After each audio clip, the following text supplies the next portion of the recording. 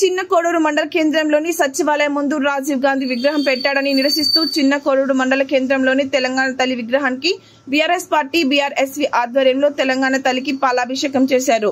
ఈ సందర్భంగా BRS party senior నాయకులు జంగింటి శ్రీనివాస్ ముదిరాజ్ మాట్లాడుతూ ఈ కార్యక్రమంలో ఆయా గ్రామాల పార్టీ కార్యకర్తలు తదితరులు పాల్గొన్నారు।